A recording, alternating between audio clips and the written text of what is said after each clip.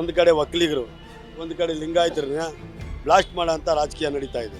ಜಾತಿ ಭೇದ ಎಲ್ಲ ಬಿಟ್ಟು ಜಾತ್ಯತೀತವಾಗಿ ನಡ್ಕೋತೀವಿ ಅಂತೇಳಿ ಬರೀ ಜಾತಿಗಳ ಮುನ್ನೆಲೆಗೆ ತಂದು ಇವ್ರ ಮೇಲೆ ಅವ್ರನ್ನ ಮೇಲೆ ಇವ್ರನ್ನ ಎತ್ಕಟ್ಟಂಥ ಕೆಲಸ ಮೊದಲು ಈ ರಾಜ್ಯದಲ್ಲಿ ನಿಲ್ಲಿಸಬೇಕು.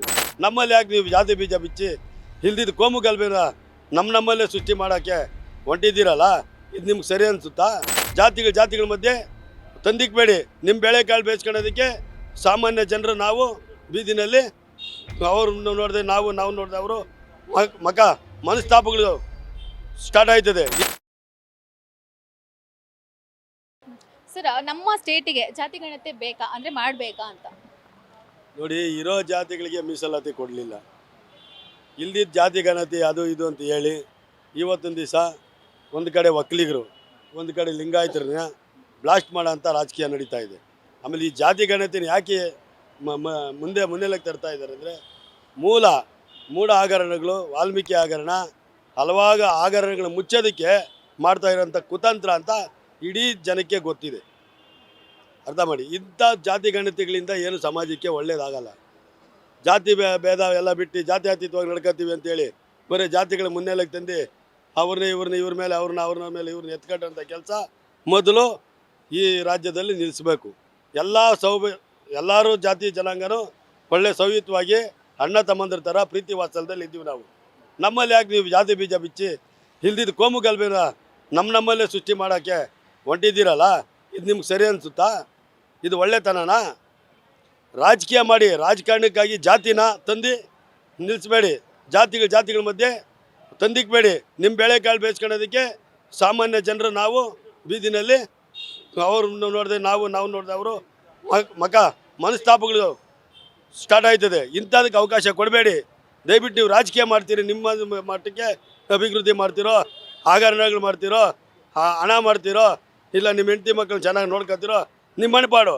ಅದನ್ನು ಜನತೆ ಮೇಲೂ ನೀವು ಬದುಕೋದಕ್ಕಾಗಿ ನಮ್ಮ ಮೇಲೆ ಒತ್ತಡ ಹಾಕೋದಿದೆಯಲ್ಲ, ಇದ್ರ ವಿರುದ್ಧ ನಮ್ಮ ಧಿಕ್ಕಾರ ಯಾವತ್ತೂ ಇದ್ದೇ ಇರುತ್ತೆ. ಇದಕ್ಕೆ ನಮ್ಮ ಧಿಕ್ಕಾರನೇ. ಯಾವುದೇ ವ್ಯಕ್ತಿ ಆಗಲಿ, ಯಾರೇ ಆಗಲಿ, ಜಾತಿನ ರಾಜಕಾರಣಕ್ಕೆ ತರಬೇಡಿ ಅಂತ ಹೇಳ್ತೀನಿ ನಾನು. ಕೊಡಿ. ಹಿಂದುಳಿದ ವರ್ಗಗಳಿದ್ದಾವೆ, ಹಲವಾರು ಕೆಳಮರ್ಗ ಜನ ಇದ್ದಾರೆ, ಅವ್ರಿಗೆಲ್ಲ ಒಳ ಮೀಸಲಾತಿ ಕೊಡಿ, ಅಭಿವೃದ್ಧಿ ಕೊಡಿ, ಉದ್ಯೋಗ ಕೊಡಿ, ಶಿಕ್ಷಣ ಕೊಡಿ, ಆರೋಗ್ಯ ಕೊಡಿ. ಇದೇನು ಜಾತಿ ಗಣತಿ ಮಾಡಿಬಿಟ್ರೇನು? ಅದರಲ್ಲಿ ಯಾರು ಬಡವರವ್ರು ಅಂತ ಹೇಳ್ತೀರಾ? ಬರಲಿ ಅಂತ ಎಷ್ಟು ಜನ ದಲಿತರು ಸೇಳ್ಕೊಂಡು ಎಷ್ಟು ಜನ ದಲಿತರು ಇವತ್ತು ದೊಡ್ಡ ಮಟ್ಟದಲ್ಲಿ ಬೆಳೀತಾವ್ರೆ ಗೊತ್ತಾ? ಎಲ್ಲ ದಲಿತರು ಇಂದು ಕೆಳಮಟ್ಟದಲ್ಲೇ ಇದ್ದಾರೆ. ಅವ್ರಿಗೆ ಯಾರಿಗೇನು ಒಳ್ಳೇದಾಗಿದೆಯಾ? ಹಿಂದುಳಿದ ವರ್ಗದಲ್ಲಿ ಎಷ್ಟು ಜನ ಇದ್ದಾರೆ, ಎಲ್ಲ ಹಣ ತಿಂತಾವ್ರೆ, ಲೂಟಿ ಮಾಡ್ತಾವ್ರೆ.